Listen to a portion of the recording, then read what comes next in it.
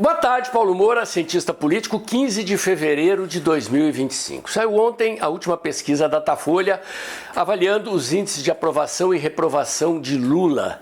E a pesquisa é desastrosa para o petista. Sua aprovação desabou 11 pontos percentuais no intervalo de 60 dias. Lula vive o seu pior momento e, diante disso, a pergunta que não quer calar é: Lula consegue reverter essa situação antes da eleição de 2026? Sobre isso que eu vou falar logo depois da vinheta. Eu já volto com os números e a minha análise.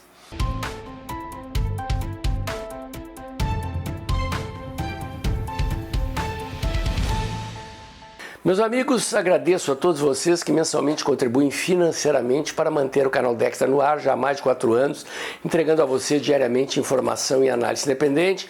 Chegamos à metade do mês de fevereiro e a receita do canal aqui está precisando do seu apoio. Se você puder, pingue seu Pix ou torne-se membro do canal. Muito bem, meus amigos, vamos aos números da pesquisa antes de mais nada. Segundo o Datafolha, os índices de ruim e péssimo de Lula estão em 41%. Isto significa mais 7 pontos percentuais em comparação com a pesquisa Datafolha anterior. Os índices de bom e ótimo de Lula estão em 24%. Isso significa uma queda de 11 pontos percentuais em comparação com o levantamento anterior do Datafolha 60 dias atrás. Entre os pobres, a aprovação de Lula caiu de 44% para 29%. Entre os menos escolarizados, a aprovação de Lula caiu de 53% para 38%. No Nordeste, a aprovação de Lula caiu de 49% para 33%. Entre ex-eleitores de Lula na eleição de 2022, o tombo foi de 20 pontos percentuais. Um desastre para Lula. Para vocês terem uma ideia, no auge do mensalão, no início de 2005, Lula tinha 28% de bom e ótimo. Um índice 4% superior a esses 24% que ele tem hoje. Lula está, portanto, no seu pior momento em consideração aos 3 mandatos, levando em consideração, portanto, os mandatos anteriores e este.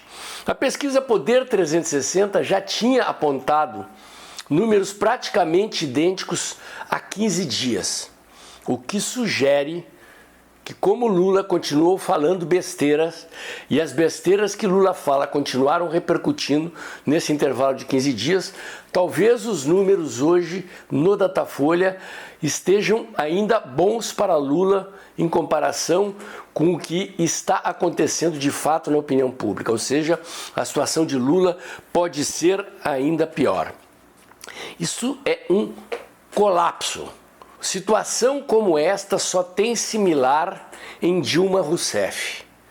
É preciso lembrar que Dilma Rousseff conseguiu se reeleger, mas sob circunstâncias absolutamente controvertidas.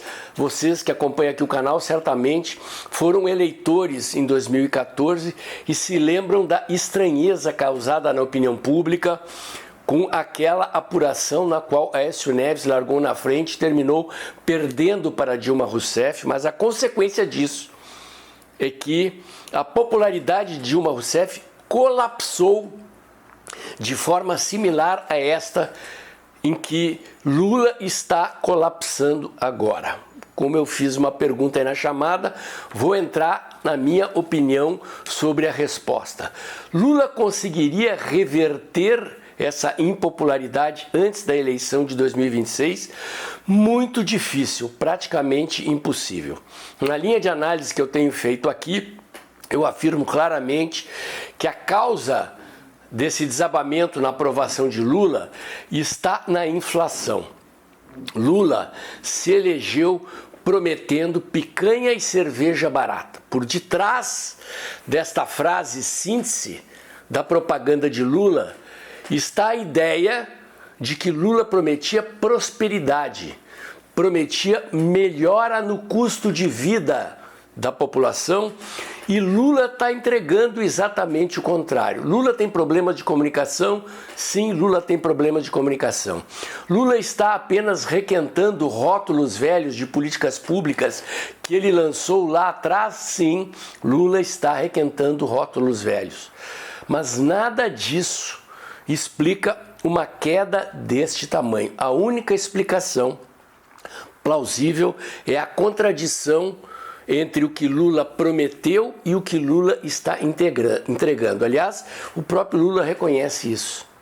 Quando saiu a pesquisa Quest, há 2 semanas atrás, Lula chegou a dizer que não estava entregando aquilo que prometeu, e é justamente isso. A questão é a seguinte: para Lula reverter essa situação, seria necessário uma queda acentuada na inflação. E Lula se recusa a cortar gastos. Para a inflação cair acentuadamente, além do Banco Central aumentar a taxa de juros, coisa que está sendo feita, Lula precisaria cortar gastos, o que ele se recusa a fazer. O mais provável é que Lula insista em políticas populistas, como o projeto Pé de Meia, que foi provisoriamente liberado pelo Tribunal de Contas. O governo tem um prazo de 120 dias para encontrar um jeito de jogar o pé de meia dentro do orçamento. E Lula está prometendo gás de graça para 22 milhões de famílias. É por aí que Lula vai tentar reverter a sua impopularidade, mas, repito, sem uma queda acentuada da inflação, que não está no horizonte. Ao longo desse ano, a inflação vai continuar crescendo acima da meta.